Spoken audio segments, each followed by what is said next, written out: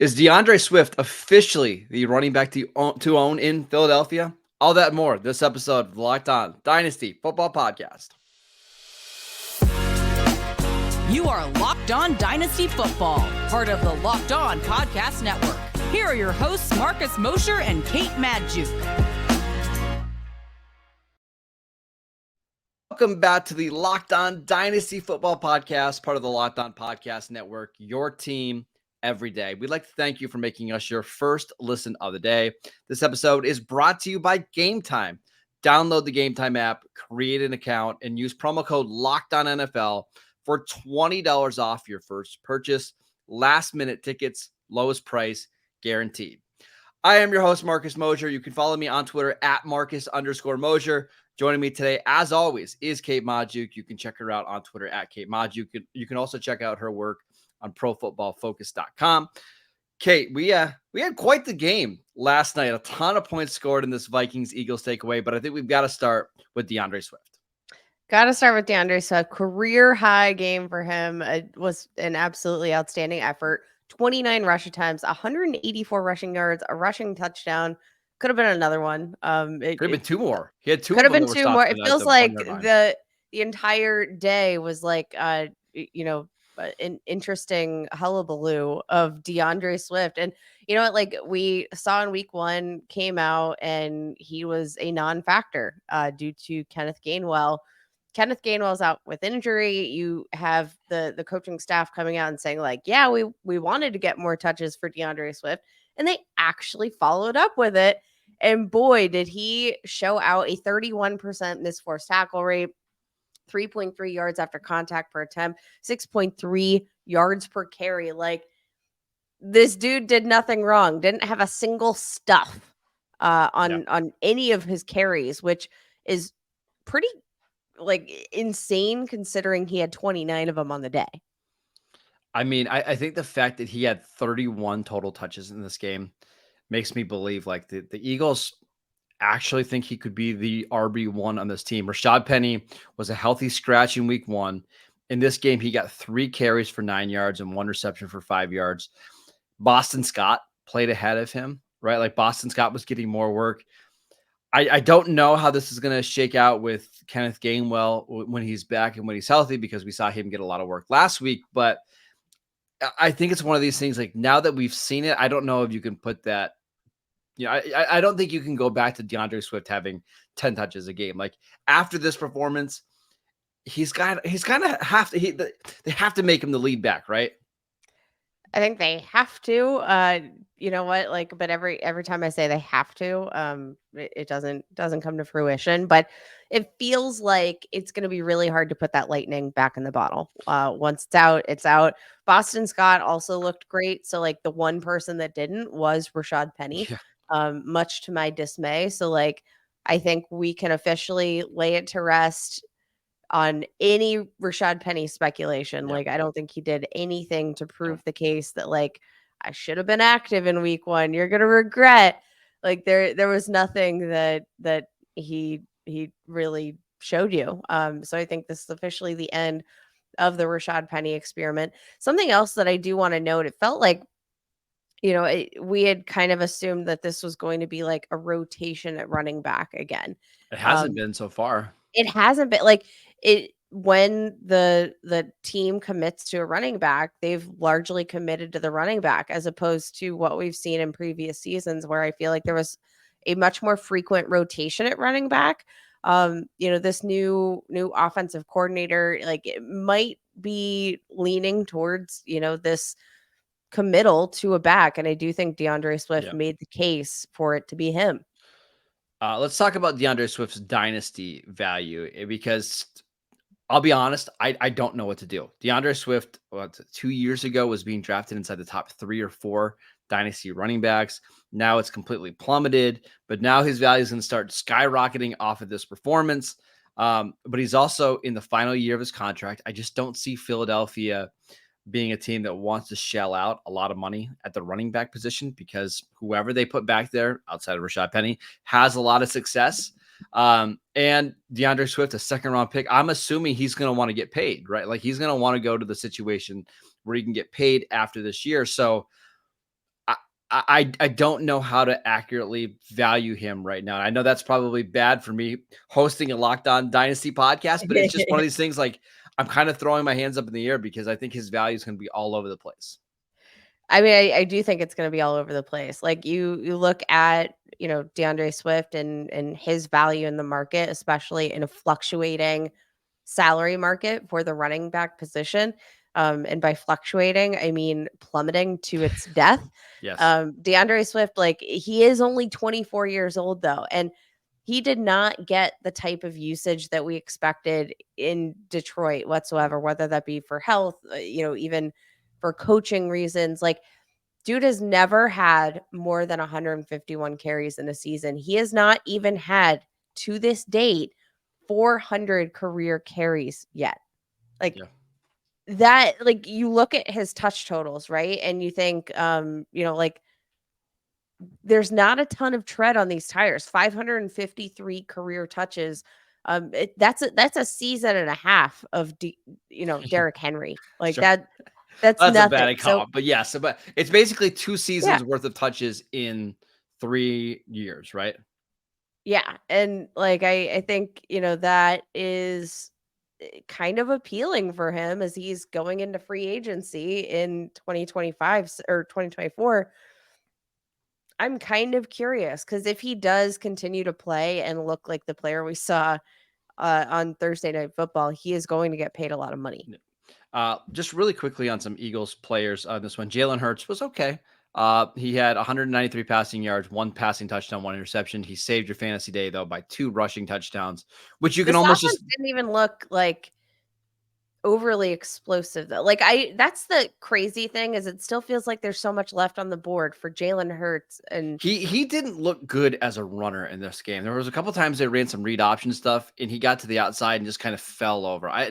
I don't want to speculate that he's hurt or banged up, but just something didn't quite look right. And it kind of was reflected in his rushing totals, right? 12 carries for 35 yards. I know a couple of those are short yardage stuff, but still not the efficiency you're hoping for there. You did get the efficiency from Devontae Smith, 4 catches for 131 yards and a touchdown. Everybody else, though, A.J. Brown, 4 for 29 on 6 targets, did have a touchdown called back due to a penalty. Dallas Goedert, you love to see the 7 targets, but only 22 yards on 7 targets. It feels very much like this is going to be a 1 player a week stands out in this passing game, and it might not be both anymore. Yeah, unfortunate. Unfortunate for fantasy managers. Now, I want to get your thoughts. So like we had this moment on the broadcast where they kind of like hovered over the Eagles sideline. You saw AJ Brown, he looked pissed. Looked absolutely pissed. And I'm guessing it's due to his lack of involvement. Now, we see guys, humble all the time and like, oh, you know what? Like what's best for the team? What's best for the team? But I don't know that that's going to be the case. We have, Devonta Smith, who's very clearly been, I think a bigger factor than we've thought. 18 targets over the last 2 weeks, 15 targets to AJ Brown's 18, but he's been more efficient with those targets. He had each of the 2 receiving touchdowns. Outplaying him in terms of yards per route run, yards after the catch per reception. Is it are you concerned at all? Not concerned at all because what we saw as soon as that interaction happened, the first target went to AJ Brown. It got knocked away. And then like 2 plays later, they took a shot down the field on the touchdown that got called back. And then on the very next play, they took a shot down the field to AJ Brown where he clearly got interfered with, no penalty. If you're a DFS player, I would absolutely lock AJ Brown into your starting lineup next week. It's going to be that squeaky wheel gets the grease, right? AJ Brown's going to have a monster week 3 performance. Just remember that when you're setting your lineups. So maybe this is a time to trade for AJ Brown because I feel like the lack of touchdowns, like there's so much that it feels like this team has left on the field over the past 2 weeks. We saw a lot of turnovers. AJ Brown has actually been targeted on 25% of his routes run this season. That is actually more than Devonta Smith. So like we're seeing the usage that we want.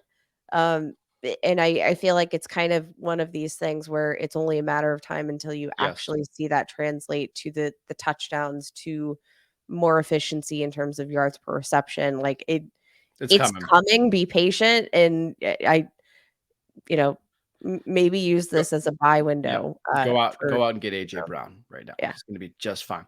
Okay, let's talk about the other side of the ball with the Vikings, including a certain rookie receiver who had another long touchdown in week 2. We will get to that next. This episode is brought to you by Gametime. Buying tickets to your favorite events shouldn't be stressful. Gametime is the fastest and the easiest way to buy tickets for all the sports, music, comedy, and theater near you.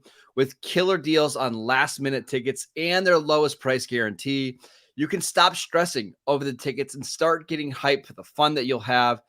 I absolutely love Gametime. My favorite part is that you get the image of your seats before you actually buy, so you know exactly what you can expect when you arrive. I love it when I go to these Bills games because they're so close to me. I can get a look at the seats, see how they're going to be, see where, what section I'm in. It's absolutely fantastic. Plus, you can buy your tickets in a matter of seconds. 2 taps and you're set.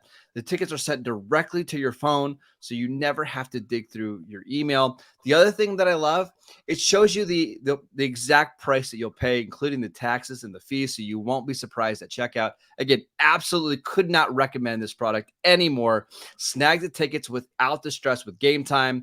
Download the Gametime app, create an account, and use promo code LOCKEDONNFL for $20 off your first purchase. Terms apply. Again, create an account, redeem promo code LOCKEDONNFL for $20 off your first purchase. Download Gametime today. Last minute tickets, lowest price guaranteed. Welcome back to the Locked On Dynasty Football Podcast. Football season is here, and Locked On is kicking up our coverage with Locked On NFL. Kickoff live each Friday. Locked On will go live from 2 to 4 p.m. Eastern Time on every Locked On NFL YouTube channel. Hosts Tanisha Batiste, Jarvis Davis, and Kyle Krabs will help break down every single game on the NFL slate to get you ready for your team's matchup, your fantasy lineups, your betting angles, and so much more. Plus, get the in-depth local analysis from our stable of NFL hosts across the country who know these teams better than anybody else. Find Locked On NFL Kickoff live every Friday from 2 to 4 p.m. Eastern Time on any Locked On NFL YouTube channel. Okay, let's talk about the Minnesota Vikings. Pretty good day for the Vikings offense. Kirk Cousins threw for 364 yards and 4 touchdowns. Could have easily been 5 touchdowns if Justin Jefferson just doesn't lose the ball in the right near the pylon. But I want to talk about thoughts on that roll, by the way. Don't reach over the pylon. Don't fumble the ball. Okay, so you are pro touchback. Yes. If you fumble the ball through the back of the end zone or in the end zone, it should be the team's ball. This is just the way it is. To me, it's pretty common or pretty straightforward. But I just don't get, like, if you fumble out of bounds, it doesn't go to the other team. Yeah, but you're not fumbling out of bounds. You're fumbling out of the end zone. But again, what is the difference? Like the pylon. This is you just being a dad and acting like a dad. Like, this is the way it always has been, Kate. The rules are the rules. Yeah, just don't reach out if you're worried about fumbling. It is kind of a dumb rule. That's fine. It is. I want to talk about Jordan Addison, who we actually talked about on yesterday's show. How much has Zay Flowers closed the gap on Jordan Addison? I think some, but Addison only got 5 targets in this game, Kate, but 3 for 72 and a touchdown, another long touchdown. It just feels like in this offense, he's going to get these kind of opportunities every week to create big plays. Yeah, and I think, part of that excitement too is, with the scoring potential of this offense. Obviously, he is not the first or second target. In this game, he wasn't even the third or fourth. He did play behind KJ Osborne, unfortunately, but he's also been a lot more efficient with his opportunities, 72 receiving yards and a score. I think you love everything that you've seen from Jordan Addison, but I think even if he is for the time playing behind KJ Osborne, this is another one of those things where, like, he is going to create these opportunities for himself. And I think Like, though I'm not going to necessarily trust him to carry my team at this point, he is one of these guys that, like, when we say, this player has a tough matchup, put in a high upside player to kind of balance out, your expected decrease in performance from this. Like Jordan Addison is the player that you have high upside for, and he's the guy that you want to put in your lineups, because I do think it's a matter of time before this translates. But I also have a question, because for this team in particular, the Vikings, Kirk Cousins, not likely, it seems, to be in Minnesota moving forward.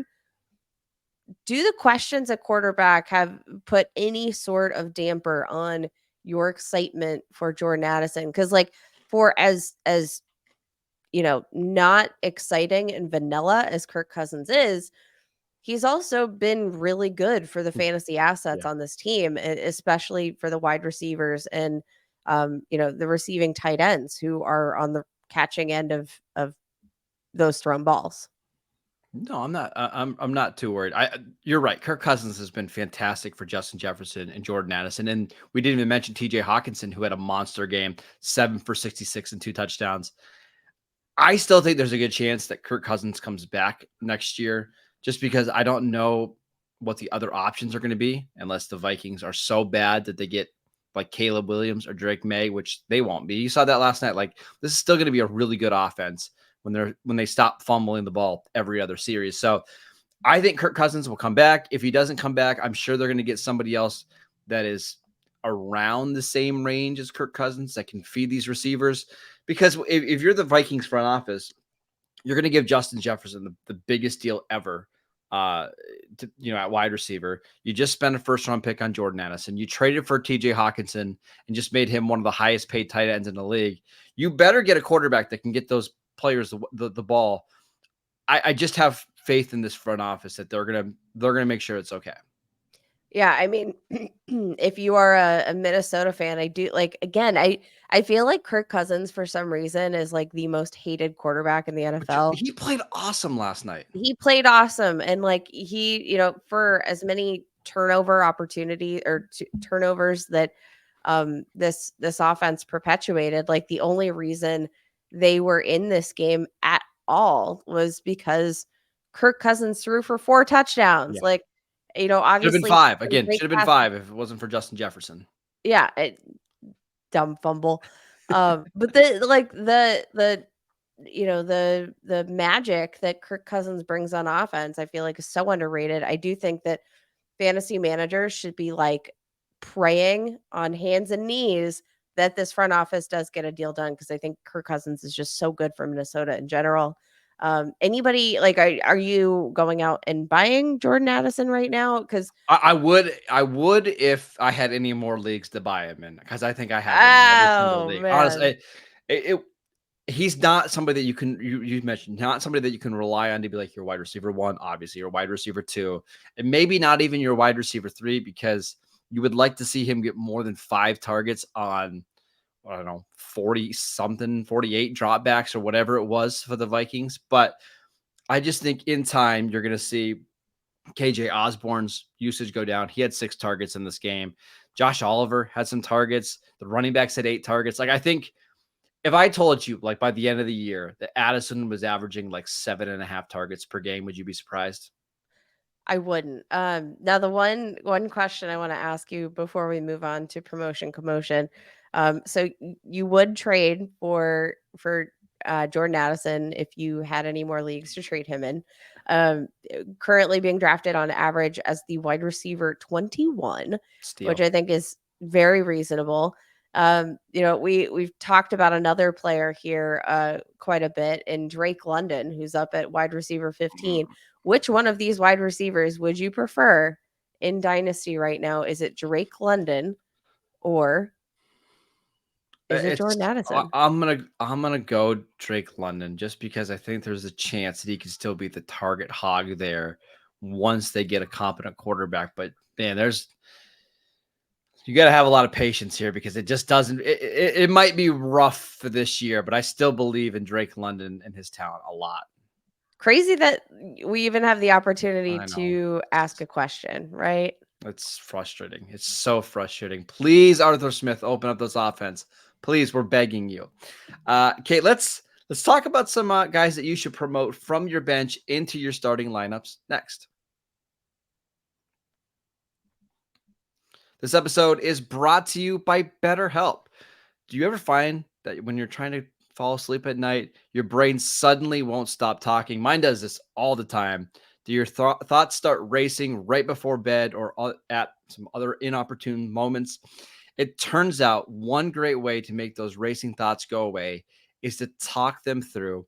Therapy gives you a place to do that so you can get out of your negative thought cycles and find some mental and emotional peace. If you're thinking of starting therapy, give BetterHelp a try. It's done entirely online. It's designed to be convenient, flexible, and suited to your schedule. All you have to do is fill out a brief questionnaire to get matched with a licensed therapist, and you can switch therapists at any time for absolutely no additional charge. Again, any reason at all that you need to switch therapists, you can do it. It's so easy. Get a break from your thoughts with BetterHelp. Visit betterhelp.com/lockedon today to get 10% off your first month. That is BetterHelp, HELP.com/lockedon. This episode is brought to you by PrizePicks. PrizePicks is the largest independently owned DFS platform in North America. It's easily the most exciting way to play daily fantasy sports because it's just you against the numbers. Instead of battling thousands of other players, including pros and sharks and nerds who have no life, right? All you have to do is pick more than or less than on 2 to 6 player stat projections and watch the winnings roll in. I absolutely love it because they have so many different players and so many different stats that you can choose from.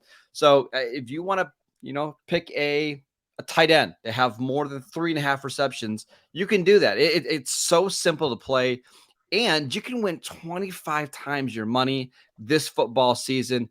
Again, so much fun. I've actually hit this a couple times already this year. It's unbelievable. Go to prizepicks.com/lockedonnfl and use promo code LOCKEDONNFL for a first deposit match up to $100. Again, go to prizepicks.com/lockedonnfl and use promo code LOCKEDONNFL for a first deposit match up to $100. All right, it's our favorite segment of the week. It is promotion commotion time. We are promoting these players from our bench, or maybe even your waiver wire, into your starting lineups in week 2. Kate, who do you got? Oh, this one's gonna feel really ugly, especially for me as a Pittsburgh Steelers fan, but I'm kind of into running back Jerome Ford of the Cleveland Browns going up against the Pittsburgh Steelers on Monday Night Football. We all knew there was going to be opportunity here in Cleveland for the backup running back after Kareem Hunt left. It seems very clear that that backup is Jerome Ford now. Had a very inefficient week 1, but saw 15 total touches. And I think this is going to be one of these low scoring AFC North games. And the biggest key to it all, Pittsburgh Steelers defensive tackle Cam Hayward, who has been far and away the best run defender in this entire position group, is out, presumably for at least the next 4 weeks, but up to 8 weeks, they think. This is going to be, I think, an opportunity for this Browns defense or Browns offense to run all over Pittsburgh. I think Jerome Ford is probably going to get a little bit of his. So if he's unavailable or if he's, on waivers and you're really struggling due to injuries or whatever, I don't mind flexing Jerome Ford again, backup running back for the Cleveland Browns. It's funny that you mentioned that game because I'm actually going on the other side of the ball. I'm playing Allen Robinson this week. No Deontay Johnson, who is out with a hamstring injury, could potentially miss the next 3 or 4 games. George Pickens, still not a complete route runner. We know that he's amazing down the field, but I just get a feeling that the Steelers against this pass rush of the Browns are going to want to get rid of the ball quickly and try to be efficient on offense. I think Allen Robinson out of the slot is going to get even more work than he saw last week. We saw against the 49ers, 8 targets for 64 yards. I won't be surprised if this is a 7-catch, 70-yard game with the potential of a touchdown in the red zone. I think he's a really nice flex play this week. He did lead the team in targets last week, which I think is like an underrated stat we're probably not talking enough about. But they just haven't translated to a ton. But We should hey, also mention Pat Freiermuth, banged up with a chest injury. I think he's going to play, but definitely going to be less than 100%. yeah, I also think to that sort of same point, Calvin Austin, second year wide receiver for the Steelers. If you're throwing darts, I think he's also a fine one. He's been, he's a very small wide receiver, but they seem to be generating specific touches just for him, and design plays for him within the offense. So I think he's also a fine dart throw. Also in the mix, even though this is another really unsexy pick. Wide receiver Robert Woods for the Houston Texans. Sure. It's again not pretty, but in full PPR formats, I do think he's playable. Ranked second on the team with 10 targets in week 1, caught 6 of them, 56 yards. This was I think a tough week 1 matchup for the Houston Texans, having to go into Baltimore against a pretty dynamic secondary with their group, their safety unit. Now they get to play at home, and they get to face the Colts secondary, which I think is one of the worst in the league right now. I do think there could be some room there for maybe a wide receiver 2 performance from Robert Woods. My last one. Well, before I even give it to you, how comfortable do you feel playing a player in week 2 that scored exactly 0 fantasy points in week 1? Depends on who they are, but I have a feeling you're going to tell me.